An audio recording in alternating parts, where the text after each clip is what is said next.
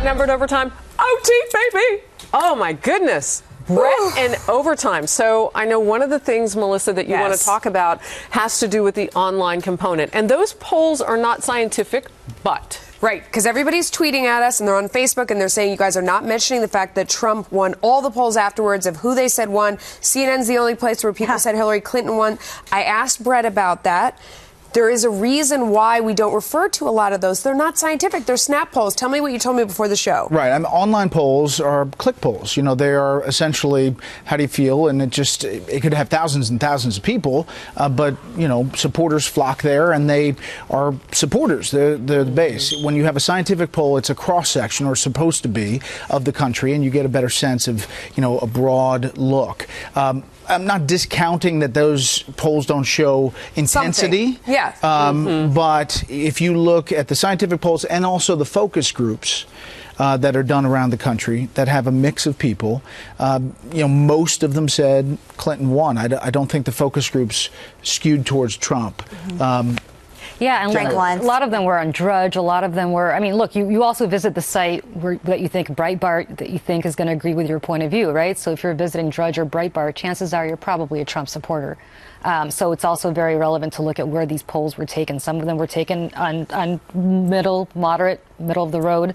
I mean, at Time, CNBC, Slate. Right, but others were taken on places like Drudge or Breitbart, where I have to say somebody who's a Hillary supporter probably would not. But it's easy to send your supporters that way. Right. I mean, like they were pointing out in these tweets, they were showing me ones even on these liberal sites, they're winning. And it's the kind of thing, it does show that your people are animated and are out there working for it. It just isn't the same thing as a regular poll, was our point. I want to go to the live chat where we were cooking with about 9,000 people who have questions. And so if I like your posting, it means that I want to get it in queue to read it. K Motor says, what do you want? To broadcast war strategies to the whole world, including ISIS? Do you want them to be prepared and ready? That makes no sense. With regard, I would imagine this is to what Donald Trump said to Hillary Clinton last night about the same thing. I mean, it's a fair point. I think it's a cop-out. I'm sorry. I mean, it's a fair point for him to deflect, you know, like on points. Can I interject really quick? Can he answer simple questions? Would you have boots on the ground? Are you for a no-fly zone in Syria? What would you do about Bashar al-Assad? I'm not saying give strategic plans of what we're going to do and when our special forces go in, but I'd like some base of what you're going to do when you get into office in 44 days. Yeah, I think he's talked a little bit about that, but he has not expanded, and he had the opportunity to go into it last night to stop this line of questioning. And he didn't. You know, I want to ask this on behalf of Melissa Foster, who was on our Facebook Live, because I take comments from there too. Hillary Clinton, she knew beforehand exactly what would be discussed. She was scripted and plain and simple. So my question has to do, kind of piggybacking off of that, you know, we have bias in the media. And we know that many mainstream media people, and I see you kind of turning up the corners of your mouth, you're smart. It's true. Yeah. It's true. We know that particularly young journalists coming into what we do are bringing that liberal-mindedness from college, and they're working that, and they haven't quite figured out how to be that fair and balanced yet. That is exact and fair criticism in my mind and in my experience. Does she have a point? Does that also telegraph what will be asked? But no. She doesn't know. I mean, they didn't know the questions. They knew those generic topics, and she prepared, I think, for everything. I think once you get to the charges that she was wearing an earpiece or she had all the questions beforehand, that's not provable. And you shouldn't go there because, you know, she spent a lot of time preparing for what she thought would be the questions. Can she somewhat, just one more second with Brett, somewhat guess that based on what the complaint has been from Donald Trump and others, that there is bias there? What do you think about that? Yeah, I mean, listen, there clearly is, Harris. You're right about that. And it's a concern for Donald Trump. It's an uphill battle in that he's fighting not only Hillary Clinton, but a lot of the press that are running front page stories about how they shouldn't treat Donald Trump the same way. And so it's a factor. I do want to say two things. One is, the only person that apparently knew these questions in advance was Lester Holt, a registered Republican. So I'm just saying the tone of them based on what we know. Maybe, but lest we say that a bunch of 25-year-old New York Times reporters are the ones that came up with these. A registered Republican, Lester Holt, is the only one that came up with these questions. Secondly, look, I know the woman who prepared Hillary Clinton for this debate. She and I prepared a lot of candidates together for these debates. I know exactly, I wasn't part of her debate prep, but I know exactly how these debate preps go. And when I say it is a voluminous number of pages that you have to prepare for and read through in topics, and there are different scenarios and there are different drills, and this is literally the most labor-intensive part, I think, of probably any most labor-intensive part of any campaign. Don't get upset because one candidate spent the time when he thought that she was being sick in bed or she was too weak to go out and campaign. You know what she was doing? She was preparing for this debate. Can I ask it this way? Yes. We know from Ben Rhodes that they do, and you heard Donald Trump's camp say game the refs. I'm going to put it differently. We know from Ben Rhodes that when it came to the Iran deal that there were the so-called friendly reporters.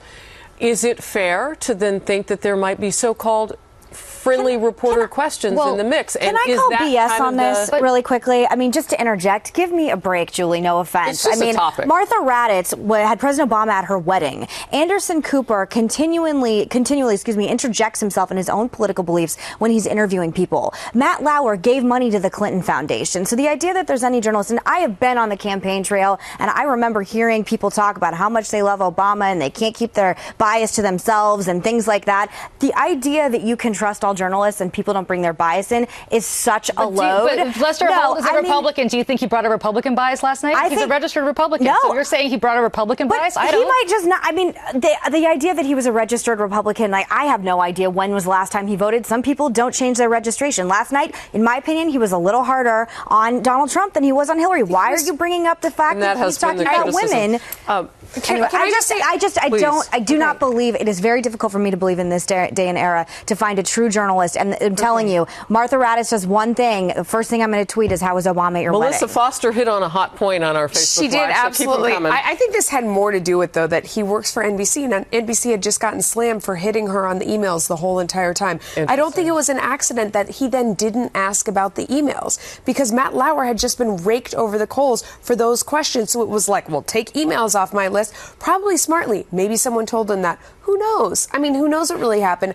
I also, people say she had notes on the. I'm seeing that on the live chat. Did she have notes? Are you allowed to have notes? She was clearly referring to something. She took notes, I think. You know, a lot of times when the candidates come up, I just didn't know what the rules are. They write down bullet points. Yeah. And the first thing they do is go to the paper. They write down the bullet points. And that's within the rules, and then right? that's within the rules. First of all, you negotiate the rules from the beginning, right? So just again, he knew what the rules were going in. He was just poorly prepared. Right. You can't blame anybody else for being better prepared. But let me just say this, that the preparation and the delivery, we don't know for about 5 to 7 days how this debate's going to play in the country. Interesting. Now, like I said at the beginning, if we get to the point, 5 to 7 days away, and everybody is collectively saying she won, but the country says, you know what, I'm tired of the prepared lines, and in the middle part of the country they say, you know what, kick the table over. Let's go. And her problem wasn't that she was prepared. It was that she seemed inauthentic. I still don't believe, she doesn't feel my pain. She's not there's nothing emotional or real about her. Compassionate, yes, he better does. than she does. And he's, angry in the same way that I think a lot of Americans are. A record number today on our live chat, well above 9,200. And Senator Bulworth, I don't know that he's a real senator, but he watches every day. He says that he just wants to shout that out. So a lot of questions that we won't be able to get to today, but I'm trying to like a lot and get some in here and kind of give the flavor. Sailors USS 6, and this is a long question, so I'll condense it, about organizations and black communities and kind of how the conversation went last night. What were the points that could have been brought up and that got missed, do you think, Brett? Well, I mentioned Syria, that clearly was not talked about. The Clinton Foundation, I thought the emails could have been followed up on when Donald Trump did raise that about the 5 people who got immunity and then took the 5th in Congress. The investigation into what she said to Congress that turned out to be not true. Any comment about the FBI director saying she was extremely careless. When the cybersecurity question came, I thought that was a huge softball. That he could have said, well, who's secure? You had a server in your basement that was less secure than Gmail. Wow. I didn't even think of that one. Oh, yeah. But that's Donald Trump's job. Nobody else's. Well, it's been our job to have a great time with Brett Baier. It was fun. Thank you. I know it was a long night, and we're glad you're here. Okay, we'll see you tomorrow, everybody.